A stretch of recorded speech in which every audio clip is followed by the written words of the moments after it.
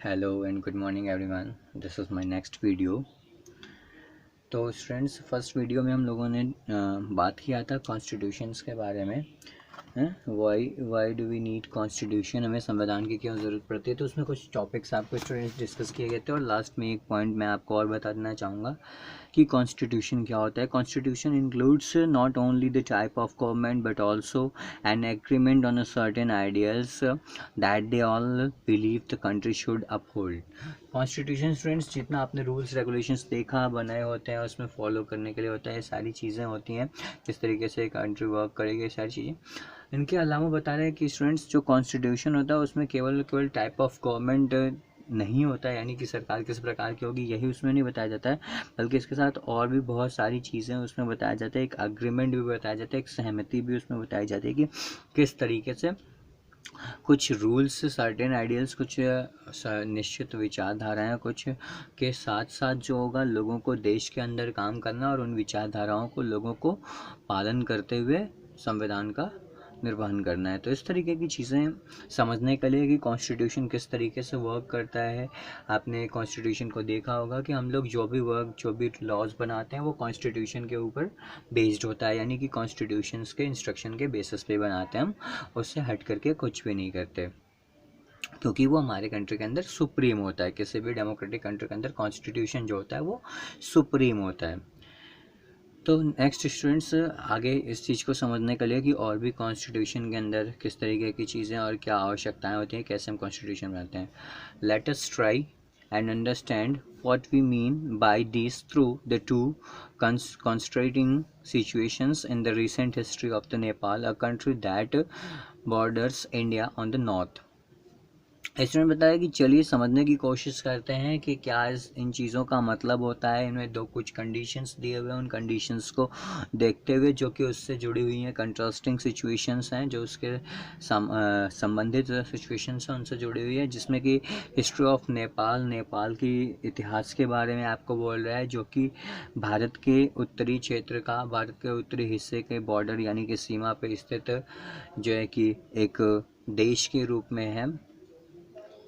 बोल रहा है कि नेपाल वॉज अ मोनार्की, ये एक समय था कि जब ये एक मोनार्की था, यानी कि एक राजतांत्रिक या राजशाही शासन के रूप में था, यानी कि मोनार्की यानी जहाँ पे जो रूल होता था देश के अंदर वहाँ पे राजा शासन किया करता था। The previous constitution of the Nepal which has been adopted in 1919, और नेपाल का जो पहला कॉन्स्टिट्यूशन था, पुराना कॉन्स्टिट्यूशन था, वो 1919 में अडॉप्ट किया गया था। 1990 में उसको स्वीकार किया गया था, तैयार किया गया था, and reflected that the facts the finally authority recited with the king. और उसमें अंत में ये आपको बताया गया था कि जो नेपाल का कॉन्स्टिट्यूशन था 1919 वाला, उसमें ये बताया गया था कि जो रियल पावर थी और जो रियल अथॉरिटी थी वो केवल राजा के पास शक्तियाँ थी, यानी कि वहाँ का जो 1990 का कॉन्स्टिट्यूशन था नेपाल का वो एक मोनार्की बेस्ड कॉन्स्टिट्यूशन था। A people's movement in the Nepal fought for the several decades to stabilize the democracy in 2006, and they finally succeeded in the putting on an end to the powers of the king। और इस तरीके से फिर उसके बाद से लोगों का मूवमेंट, आंदोलन, बहुत सारे आंदोलन चले नेपाल के अंदर सेवरल डिकेड्स तक, कुछ दशकों तक। डिकेड्स का मतलब स्टूडेंट्स आपको पता होगा पीरियड ऑफ 10 ईयर्स, यानी कि लगभग कुछ दशकों तक, यानी कि कई 10-10 वर्ष तक के समय तक डेमोक्रेसी को स्टेबलाइज करने के लिए नेपाल में 2006 तक कई सारे मूवमेंट हुए, और अंत में फाइनली 2006 में वहाँ पे किंग का जो पावर होता है उस सिस्टम को ख़त्म कर दिया जाता है और लोग फाइनली सक्सीडेड हो जाते हैं, वहाँ पे डेमोक्रेसी अडॉप्ट कर लेते हैं। And after that people wants to write a new constitutions to stabilize Nepal as a democracy. और उसके बाद जो लोग होते हैं वो चाहते हैं कि अब नेपाल के अंदर जो है वो एक ऐसा कॉन्स्टिट्यूशन लिखा जाए जो कि नेपाल को एक डेमोक्रेसी के रूप में, एक लोकतंत्र के रूप में समझ करके बनाया जाए। They are not ready to work under the previous constitution because it does not reflect the ideas of the country that they want Nepal to be and that they have fought for। इसके बाद बता रहे वो लोग पुराना जो constitution था, जिस तरीके का प्रीवियस कॉन्स्टिट्यूशन था, यानी जो कि एक मोनार्की बेस्ड कॉन्स्टिट्यूशन था,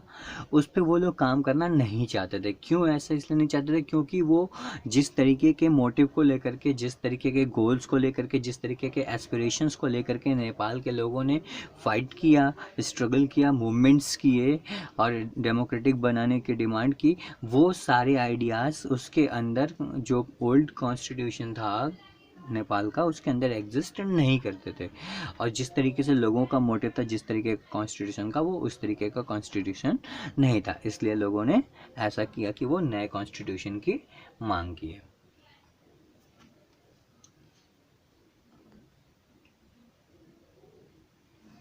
एंड स्टूडेंट्स, उसके बाद दूसरा जो एग्जांपल है,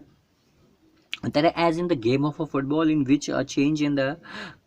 constitutive rules will change the game altogether। अगर जैसा आपने देखा अभी नेपाल के अंदर कि ओल्ड कॉन्स्टिट्यूशन के बेसिस पे अगर वो लोग काम करते तो वो सूटेबल वे में काम नहीं कर पाते, क्योंकि उनका जो ओल्ड कॉन्स्टिट्यूशन था वो एक मोनार्की बेस्ड था। बट अभी उन्हें डेमोक्रेटिक होना था, तो डेमोक्रेसी के बेस्ड पे उन्हें कॉन्स्टिट्यूशन नया चाहिए था, रिफॉर्म कॉन्स्टिट्यूशन चाहिए था। उसी तरीके से बता रहे स्टूडेंट्स, आप समझ सकते हैं कि जैसे एक फुटबॉल का गेम होता है और उसका जो भी कॉन्स्टिट्यूटिव रूल्स होता है, अगर उसको हम चेंज कर देते हैं, यानी उसके स्टार्टिंग के बेसिक रूल्स को अगर हम चेंज कर देते हैं, तो क्या होगा कि वो पूरा का पूरा गेम अपने आप उसके साथ चेंज हो जाएगा। ठीक, उसी तरीके से स्टूडेंट्स बता रहा है, Nepal by moving from a monarchy to the democratic government needs to change all its the constitutive rules in order to users in a new society। तो यहाँ पे नेपाल के अंदर भी चूँकि चेंजेस हो चुका था, गवर्नमेंट के फॉर्म में चेंजेस आ चुका था, अब मोनार्की से डेमोक्रेटिक में लोग चेंज हो चुके थे, डेमोक्रेटिक गवर्नमेंट में चेंज हो चुकी थी, इसलिए लोगों को ज़रूरत था एक नए कॉन्स्टिट्यूशन की, जो कि एक कॉन्स्टिट्यूटिव रूल्स के साथ तैयार किया जाए, जिसमें कि डेमोक्रेटिक प्रिंसिपल्स को फॉलो किया जा सके नई सोसाइटी के लिए, यानी जो नया समाज जो कि डेमोक्रेटिक सोसाइटी फॉर्म हो उसके लिए, यानी न्यू सोसाइटी के लिए, डेमोक्रेटिक सोसाइटी के लिए। This is why the people of Nepal are in the process of writing a new constitution for the country. यही कारण था कि लोग पुराने संविधान को छोड़ करके नेपाल के लोग नए कॉन्स्टिट्यूशन को, यानी नए संविधान को लिखने के लिए मांग कर रहे थे और उसको लिखने की तैयारी कर रहे थे और लिख रहे थे। The second important purpose of a constitution is to define the nature of a country's political system. इसके साथ जो नेक्स्ट दूसरा जो बहुत ही महत्वपूर्ण कारण होता है कॉन्स्टिट्यूशन का, वो ये होता है कि वो कंट्री के पॉलिटिकल सिस्टम को के नेचर को, यानी कि उसके प्रकृति को, यानी कि कंट्री के पूरे सिस्टम को, पॉलिटिकल सिस्टम को डिफाइन करने का काम करता है कि what type of government is present in a particular country. जिस भी तरीके का कॉन्स्टिट्यूशन होगा उस तरीके के बेसिस में बता सकते हैं कि वहाँ की सरकारें किस तरीके से काम करती हैं और सरकार का प्रकार किस तरीके का होगा। इसके नेक्स्ट कुछ एग्जांपल्स के रूप में आप देख सकते हैं। For example, Nepals earlier constitution stated that the country was to be ruled by the king and his council of minister।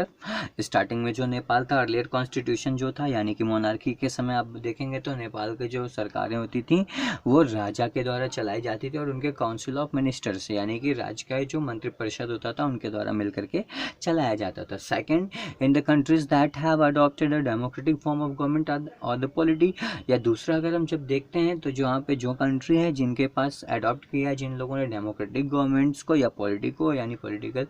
Society को, वहाँ पे बता रहे हैं the constitution plays a crucial role in laying out the certain important guidelines that the govern decision making with in these societies. जिसमें कि ये बताया गया है कि जो यहाँ पे भी डेमोक्रेटिक गवर्नमेंट होती है वहाँ पे कॉन्स्टिट्यूशन एक बहुत ही महत्वपूर्ण भूमिका अदा करता है, यानी कि क्रूशियल रोल प्ले करता है, जिसके अंदर कि वो एक कुछ गाइडलाइंस तैयार करने का काम करता है, गाइडलाइंस भी देता है कॉन्स्टिट्यूशन, जिसके माध्यम से कि सरकारें कैसे गवर्न करेंगी, कैसे काम करेंगी और किस तरीके से डिसीजन मेकिंग, यानी कि कोई भी जो निर्णय होगा या फाइनल डिसीजन तैयार किए जाएंगे किसी भी वर्क को लेकर के या किसी भी क्राइम या किसी भी तरीके के पॉलिसीज़ को लेकर के, वो सारी चीज़ें उस गाइडलाइन के बेस्ड होंगी, यानी कि जो कॉन्स्टिट्यूशन होगा डेमोक्रेसी का, उस कॉन्स्टिट्यूशन के बेसिस पे होंगी इन सोसाइटीज़ के अंदर जहाँ पर भी डेमोक्रेटिक कंट्रीज़ है। तो इतने पे यहीं पे हम वीडियोस को स्टॉप करते हैं स्टूडेंट्स, और नेक्स्ट के लिए फिर आगे नेक्स्ट वीडियो में मिलते हैं। Thank you. Have a nice day and thanks for the watching my channel. Please subscribe my channel and press bell icon to connect yourself with me. We will meet in the next video for the next topic.